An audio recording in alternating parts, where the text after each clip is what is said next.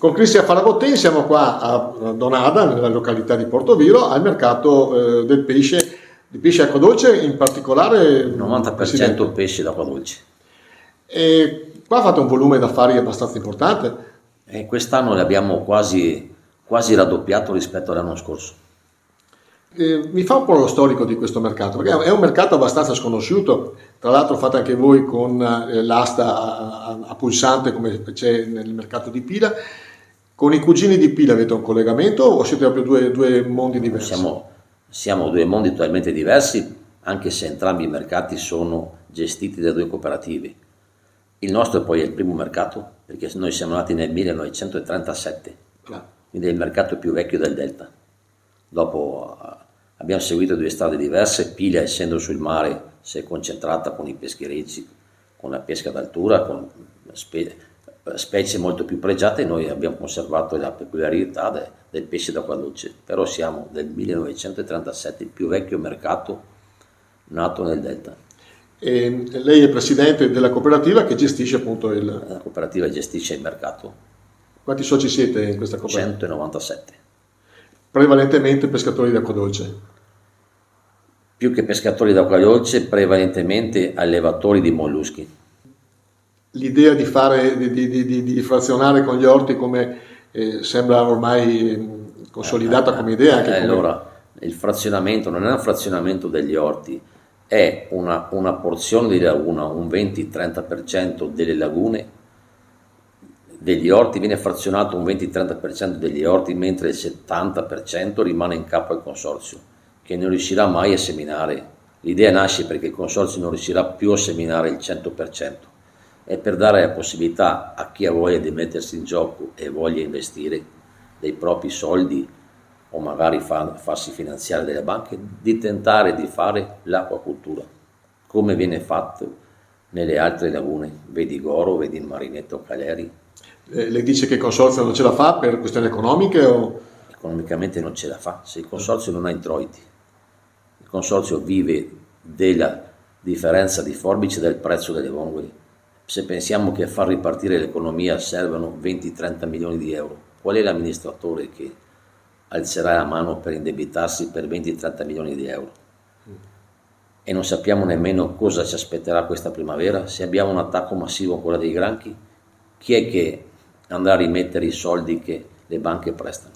Quindi è stata praticamente una tempesta perfetta. Il granchio è venuto a completamento dei problemi che c'erano già prima da Il dopo di granchio anni. ha accentuato i problemi che c'erano prima, che c'erano già da anni. Le lagune è dal 90 che non viene fatto più uno scavo massivo delle lagune, e sappiamo tutti che se le lagune non vengono fatti interventi, deprimono, cominciano a acidificare, il seme non attacca.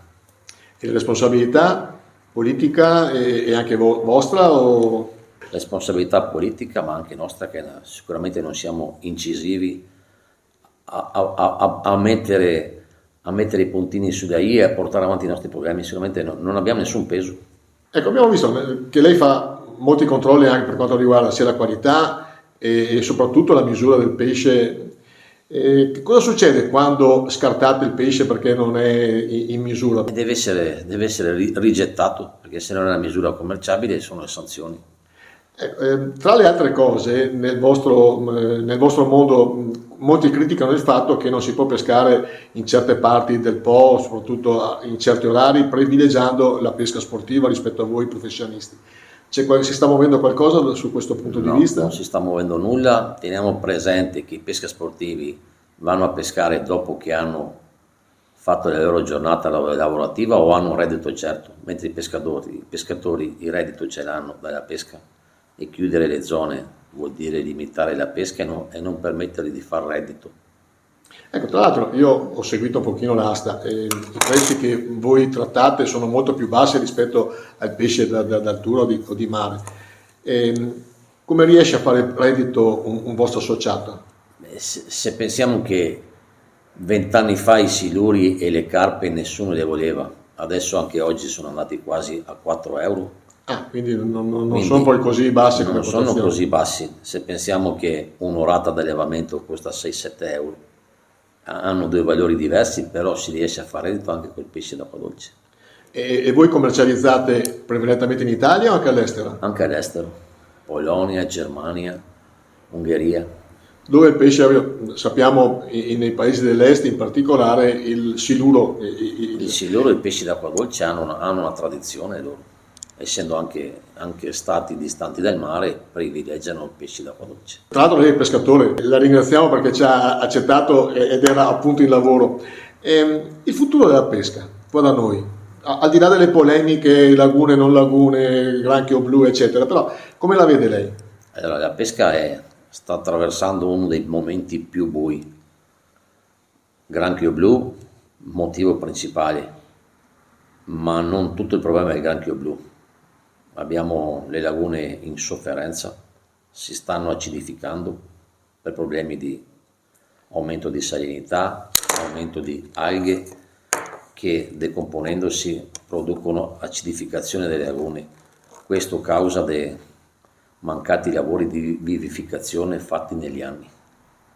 Parliamo poi delle acque interne, chiusura quasi totale, è rimasta solamente il fiume Po pescabile e fino a un certo tratto, fino alla Romea. C'è chiusura dal punto di vista Della legislativo? pesca, esatto, della Cioè, pesca un professionale. obbligo legislativo che vi obbliga appunto a non pescare. Chiusure fatte per contrastare il bracconaggio, ma non sono misure efficaci per contrastare il bracconaggio. Il bracconaggio esiste, bastava contrastarlo obbligando tutti i pescatori a passare per i mercati ittici, tracciare tutto il pesce nei mercati ittici, tutto il pesce che si trovava fuori dai mercati ittici veniva sanzionato.